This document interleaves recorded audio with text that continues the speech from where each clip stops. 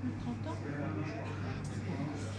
Et je l'ai étudié comme tout le monde, j'ai appris la théorie comme tout le monde, j'ai analysé, interprété un peu comme tout le monde. Et puis au fur et à mesure des interprétations, je m'apercevais que je parlais un langage qui à la fois je sentais que c'était intéressant, c'était ça, c'était une bonne interprétation puisque mes clients, mes clientes étaient satisfaits, revenaient, on enchaînait avec leur thème, enfin, vous connaissez la démarche. Le plaisir dans le temps. Oui, voilà. Et puis, comme je suis passée par l'analyse psychanalytique, j'ai fait une longue analyse, j'ai donc appris, j'ai suivi des séminaires, j'ai lu, et je me suis aperçue peu à peu que le thème astral, pour moi, en fait, est pas exclusivement, mais très intentionnellement un langage inconscient. Peut-être même le langage de l'inconscient par le biais de sa symbolique et de la capacité imaginaire que nous avons tous et qui surenchérit dans la symbolique. Alors je me suis dit, qu'est-ce que c'est finalement? De quoi on parle? Quels sont les langages qu'on utilise quand on analyse déjà, tout seul, dans son coin, le thème, et qu'ensuite on l'interprète en employant le discours qu'on a, n'importe quelle langue que ce soit. Qu'est-ce que l'on dit? Quel langage utilise-t-on pour faire passer notre analyse? Alors, je suis remontée un petit peu dans les histoires de l'astrologie, la vôtre, Jacques, Saint-Justin. Vous avez été formé par Philippe Granger aussi. Oui, j'ai été formée par Philippe Granger. C'est une école un peu particulière, puisqu'elle mélangeait la psychanalyse et la psychologie en tous les cas, et la théorie que nous connaissons tous, que nous utilisons tous. Que j'ai connu. Que j'ai connu. C'est vrai? Philippe Granger. Ah, vous avez suivi ces séminaires? Ah. Vous avez dû vous rencontrer alors? Il a dû certainement se voir. Peut-être. Ah, mais ça dépend les années. On a bien changé. Oui, moi c'était dans les années 80. C'était dans les années 80. Et donc, ce questionnement n'a cessé de me poursuivre de plus en plus, jusqu'à ce que j'arrive comme ça dans un goulot d'étranglement à une question qui me paraît essentielle. Enfin, pour moi en tous les cas, c'est qu'est-ce qui s'est passé dans la tête des astronomes, les premiers astronomes qui ont conçu véritablement cette théorie autour des Grecs, des Romains, parce que je pense que c'est là qu'il y a un passage intéressant dans les langages, dans l'évolution des langages, et l'évolution des langages symboliques, imaginaires, inconscients chez l'homme. Qu'est-ce qui s'est passé chez ces astronomes pour qu'il y ait une bascule possible entre les données scientifiques qu'ils avaient à l'époque sur les planètes, sur le système solaire, sur le rapport des planètes entre elles, l'impact sur les saisons, les semences, éventuellement les grossesses. Bon, qu'est-ce qui s'est passé dans leur esprit pour que tout à coup, ils conçoivent, avec l'intelligence au point où elle en était, l'évolution donc des langages, qu'est-ce qui s'est passé pour qu'ils arrivent à concevoir un outil qui soit à la fois scientifique et autre, avec un tas ou un petit temps. Qu'est-ce qui s'est passé à ce moment-là? Où en était l'évolution du langage chez l'homme pour qu'il puisse... Parce que moi, pendant 30 ans, presque, je ne me suis pas posé la question. J'ai analysé, j'ai interprété, j'ai fait passer mon discours, j'ai reçu des retours, et puis, je ne sais pas pourquoi, mais ça doit se passer peut-être autrement chez vous, et je me suis dit, mais il y a quelque chose là, parce que ça ne s'est pas conçu tout seul. Alors, il paraît que déjà l'homme préhistorique, même peut-être l'homme préhistorique, a dessiné dans les grottes des animaux qui n'existaient pas. Donc il sortait de son imaginaire. Il y a une femme qui a écrit des choses là-dessus, elle est paléontologue, elle s'est intéressée, elle s'intéresse beaucoup à l'astrologie, et elle a écrit quelque chose là-dessus, en termes de questionnement au pluriel. Très intéressant.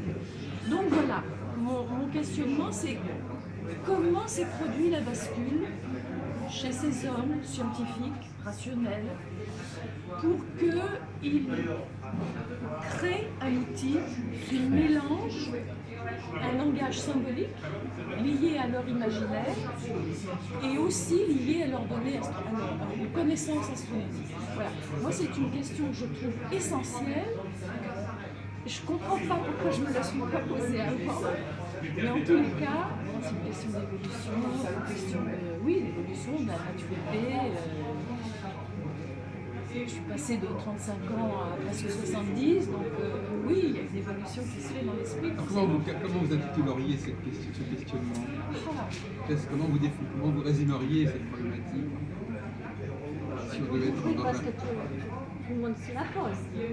Oui, mais est-ce que vous vous la posez en termes de ce basculement sémiologique finalement? C'est de la sémiologie, c'est de la linguistique, c'est du langage inconscient.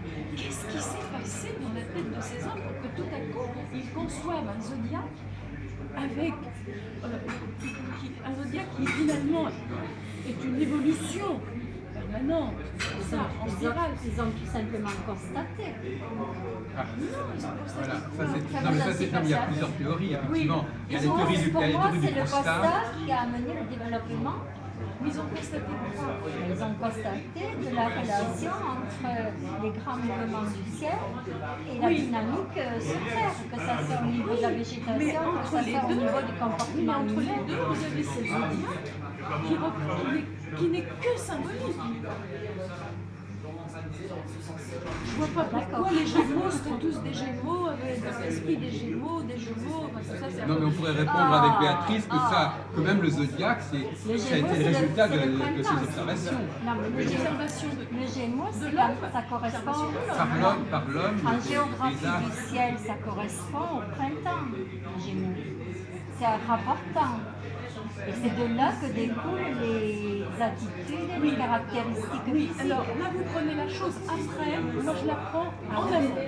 Oui, mais à la base, ils ont constaté le phénomène. De quoi? Quel phénomène? Le phénomène, je me répète, la relation entre les mouvements des planètes et la dynamique sur Terre. C'est ce que la plupart des astronomes disent. Non, mais c'est certain. Non, mais attendez. Non, c'est pas causal. Mais c'est vrai que c'est. On va demander, on va faire un tour de table à ce sujet. Hein. On va demander à Denise et à Jean-François. Je crois que c'était une vraie question et que le constat, c'est une hypothèse parmi d'autres. Il y en a d'autres. Alors, vous êtes dans quoi? Jacques, vous m'avez présenté, mais moi je voudrais bien savoir qui est Eh bien, voilà. Alors, donc, il y a Béatrice Croza qui vient du Massif central. J'ai parlé de l'astrologie depuis 30 ans. Qui a fait une longue carrière en astrologie, qui a fait des bouquins, qui a fait des conférences. Il y a Denise Huard, qui est une astrologue de l'obédience hindoue et qui est fille d'astrologue. Il y a M. Crépeau, qui n'est pas astrologue du tout, qui est un scientifique spécialiste du temps. Un physicien cognitiviste. Pardon? Un physicien je cognitiviste. suppose que Ou la physique de la cognition. Oui, exactement. Donc oui, parce que- Jean-François Il faut Ouais. arrêter de se faire la guerre. Oui, bien sûr, c'est bien que nous ayons cette personne. D'ailleurs, ça rentre tout à fait dans notre état d'esprit un peu interdisciplinaire. Jean-François Tilly, donc on ne va pas filmer. Ouais. mais Il faut que lui, alors, est un j'évite la chercheur, rotation. alors, Bondy, et qui travaille notamment sur la tradition astrologique, sur la réforme, sur essayer de comprendre la pensée astrologique ancienne. Et puis Véronique, qui est une astrologue quand même, quelque part. Oui, on peut dire ça. Qui travaille tout transversalement. Ça veut dire quoi, C'est-à-dire que l'astrologie, pour moi, c'est quelque chose qui peut permettre d'aborder des tableaux profonds. Absolument. Qui peut Permettre d'aborder de façon comment je pourrais dire, oui, c'est interdisciplinaire pour moi. C'est vraiment Par exemple, l'architecture, Mais par rapport à la question que posait Chantal, justement, est-ce que vous posez des questions sur comment cette astrologie a pu... Est-ce que vous vous interrogez sur comment l'astrologie a pu se constituer en quelque sorte? Est-ce que c'est constitué par l'observation, par le constat, par la projection, par quoi? ce langage symbolique, C'est la dynamique du temps, Bon, déjà. alors, voilà, donc on va faire le tour là-dessus. Est-ce que vous avez des choses, est-ce que vous êtes d'accord? Est-ce que vous avez les mêmes interrogations? Est-ce que vous avez d'autres réponses que celles de Béatrice, Denise? J'ai les mêmes points d'interrogation avec ces hypothèses. Mais l'astrologie indienne, alors en Inde, c'est lié à Brahma. Brahma qui C'est une révélation. fait la révélation. On parle un peu de révélation. On parle de révélation. On dit même que des sages extraterrestres, ou des sages, seraient venus enseigner aux hommes cette science qui était absolument au-delà de leur possibilité de compréhension. Et que ce qui se passait dans le temps divine, toutes ces constellations auxquelles on a donné des noms symboliques, elles contenaient des énergies qui sont les énergies du cosmos et qu'on en est littéralement bombardé de ces énergies. Et que donc, c'est ces grands sages, ces grands sages sont venus enseigner aux hommes. Après, il y a aussi même en Inde d'autres théories, observations. C'est-à-dire qu'ils ont noté, comme d'ailleurs les Méditerranéens, pendant des siècles et des siècles, on notait qu'à telle éclipse, il y avait eu telle guerre, il y avait eu telle catastrophe. Et donc, il y avait quand même des notations, il y avait des observations. Je pense vraiment. Ils ont observé que chaque fois que la Lune passait à tel endroit, il y avait 6. Après, il y a toute une sorte de pleine lune, de nouvelle lune, avec les gens qui venaient plus. Donc ils ont observé. Ils ont observé, et aussi il y aurait eu cette science qui nous aurait été transmise par le biais de Brahma, mais pas lui-même directement, mais de ses envoyés. Bon, alors, Monsieur Tilly, est-ce que vous avez votre point de vue là-dessus, sur cette origine de l'astrologie? Vous qui travaillez sur la tradition. vous êtes chercheur en quoi? En astrologie. Ah, chercheur en astrologie. Est-ce que pour vous, la tradition astrologique, la théorie des domiciles, tout ça, comment ça s'est construit? Tout ce savoir astrologique, comment il s'est construit? Alors là, il faudrait un très long exposé, justement pour bien comprendre ce type de phénomène. Moi, je dirais que, pour résumer tout simplement en 2 mots, parce que c'est difficile de faire un résumé même, je vais dire que dans la nature, il y a 2 phénomènes. Il y a le phénomène physique et le phénomène métaphysique. Et la métaphysique est justement un ordre dans lequel s'inscrit la physique. Et la métaphysique, il faut la comprendre. Et l'astrologie, à travers le zodiaque, qui est un organigramme, je dirais, qu'ont trouvé les anciens par rapport à la physique, permet d'organiser cette physique. Voilà. Qu'est-ce que vous appelez la métaphysique? Déjà, mettons-nous d'accord sur ce Alors, la définition et l'étymologie, c'est au-delà de la physique, mais justement, c'est un ordre dans lequel s'inscrit la physique. Et que le physicien, effectivement, a une autre manière de voir la physique. L'astrologue a une autre vision de la physique, tout en restant cartésien par rapport à la physique. On n'oublie pas la physique quand on est dans la métaphysique, c'est simplement rechercher un ordre dans lequel la physique s'inscrit.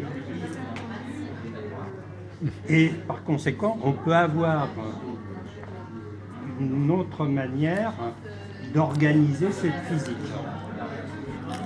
Alors, l'exposé, bien entendu, demanderait beaucoup de temps, beaucoup de comment on peut dire, d'exemples. il faut pouvoir le démontrer. C'est en réalité, on s'oriente vers la pensée de l'homme. Donc on est plus dans une approche cognitive pour essayer de comprendre comment l'homme s'est organisé dans la pensée. Voilà. Donc si monsieur justement est physicien en même temps dans un registre cognitif, il m'intéresse. Vous m'intéressez. Bon, alors on va continuer. Et je vous ferai quelques commentaires après. Alors, finalement, par rapport à cette discussion, est-ce que c'est de l'ordre du constat, de la révélation, c'est l'homme qui projette ses propres structures sur le ciel, entre ses trois possibilités, laquelle est la vôtre? Non, c'est un ordre universel. Donc il l'a observé, ou est-ce qu'il lui a été révélé? Ça fait partie de la constitution de l'univers. Donc il aurait compris, c'est un code qui lui aurait été révélé ou qu'il aurait lui-même décrypté? C'est plus, on va dire beaucoup plus un constat si on se place. Bon, alors constat, décryptage. Un décryptage. Il aurait décrypté.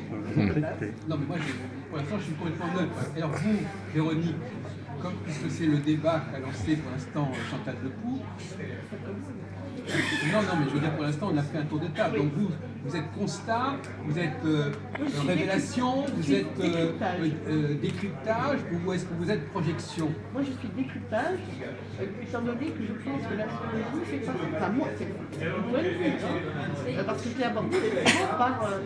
c'est pas l'astrologie qui m'a intéressé tout d'abord. C'est voyant les interférences avec d'autres disciplines qui a fait que je me suis intéressée à l'astrologie.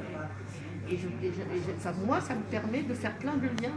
Donc c'est un décryptage. C'était quoi ces interférences, par exemple? Moi, j'ai beaucoup étudié, par exemple, l'architecture, j'ai beaucoup étudié l'histoire des religions, j'ai beaucoup étudié des textes de poètes, etc. Et on s'aperçoit que j'ai écouté beaucoup de physiciens, je ne savais pas que c'était cognitiviste, hein.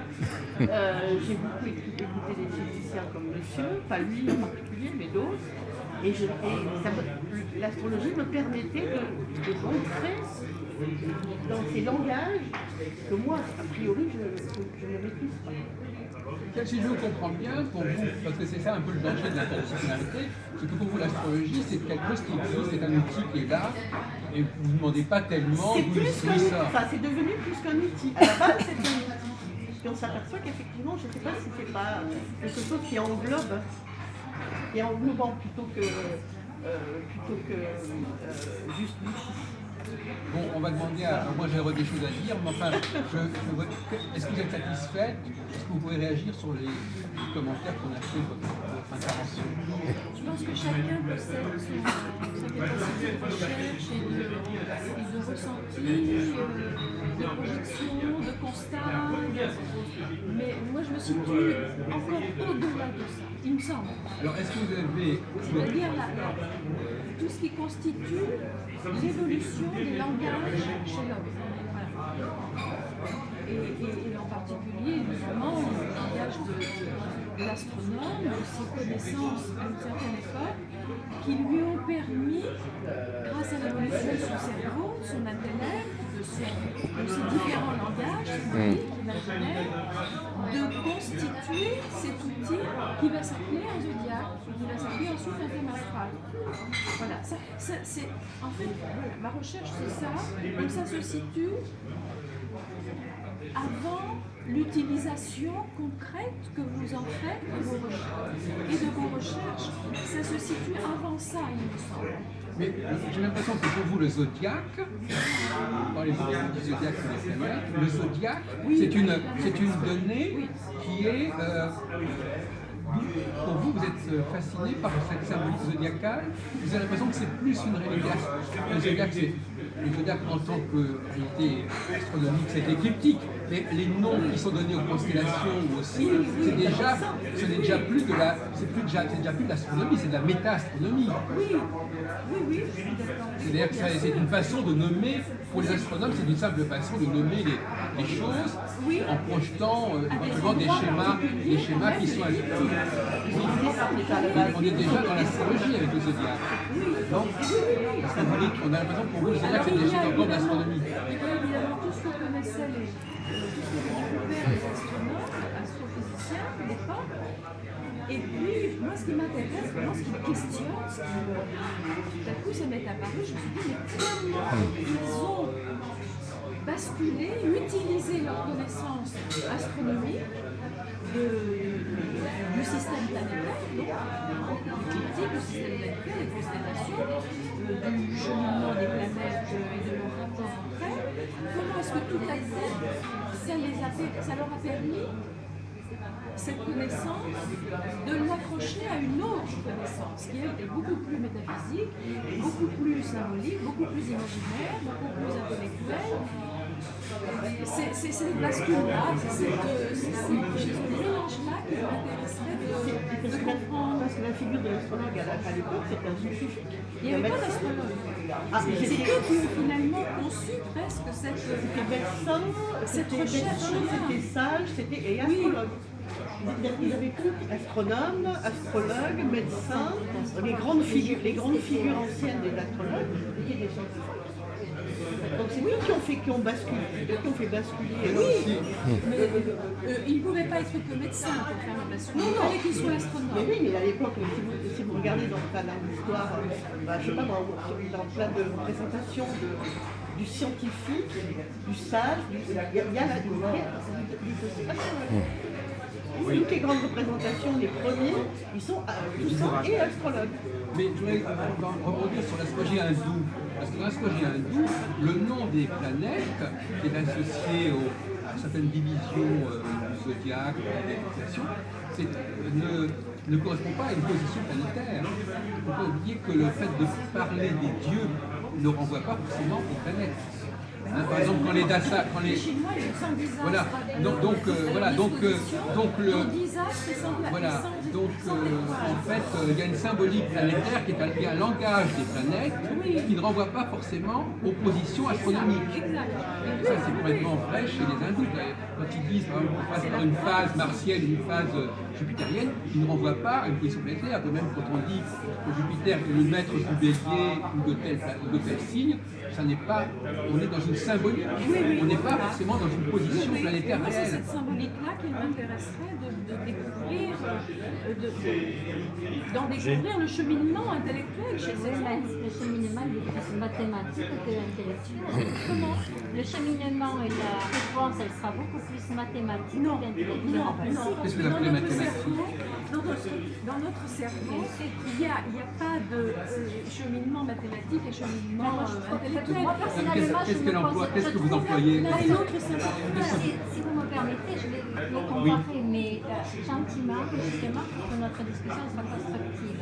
Moi, je ne perds pas de temps dans les considérations que vous avez parce que je fais confiance aux anciens astrologues. Voilà.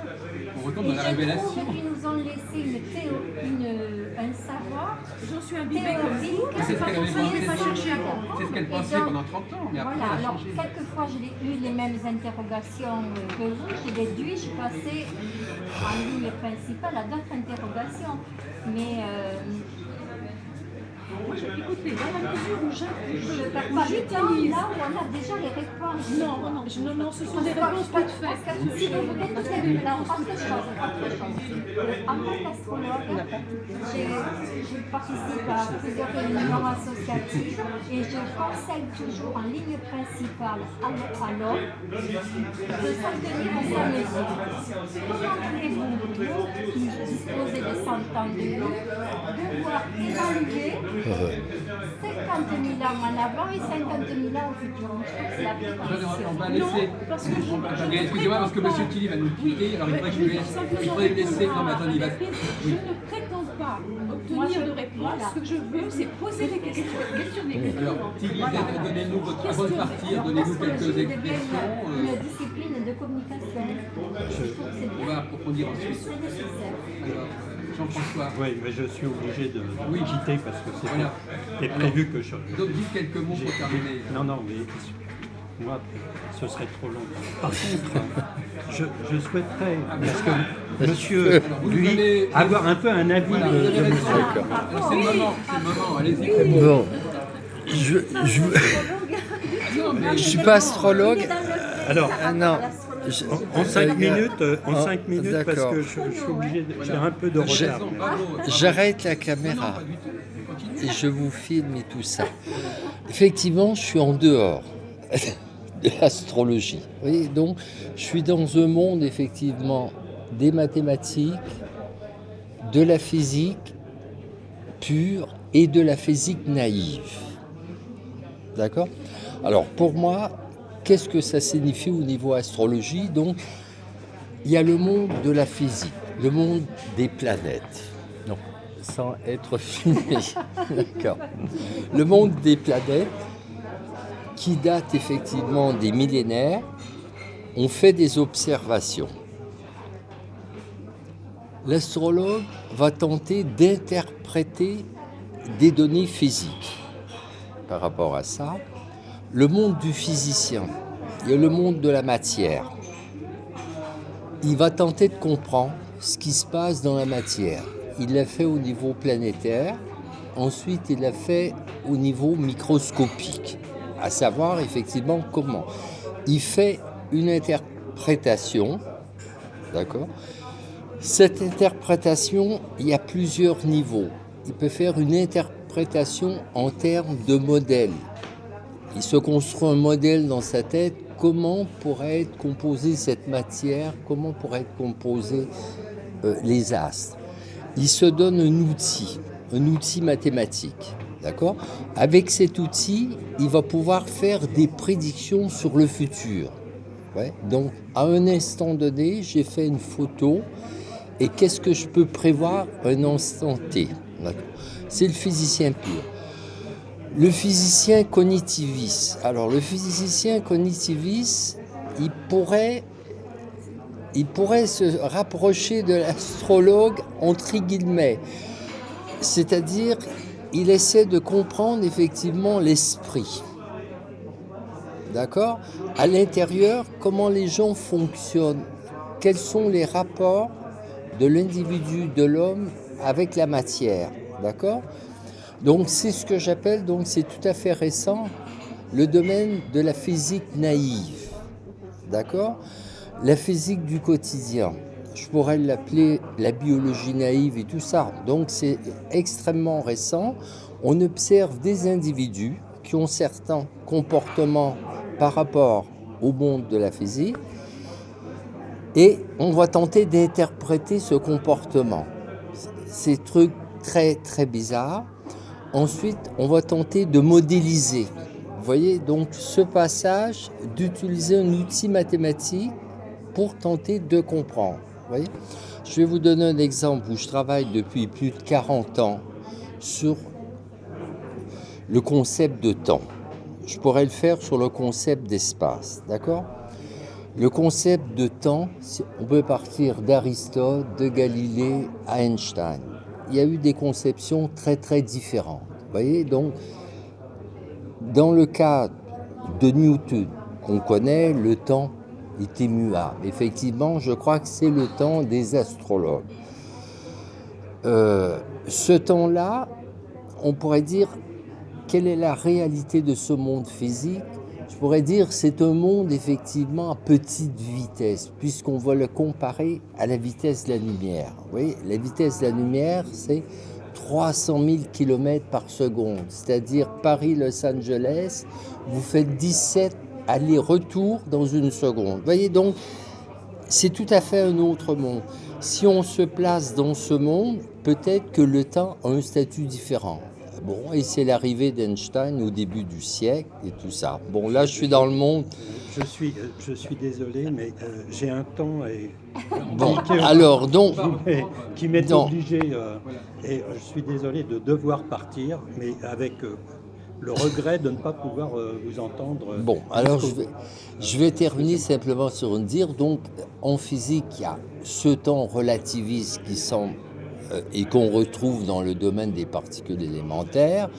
Dans la vie quotidienne, c'est un temps newtonien.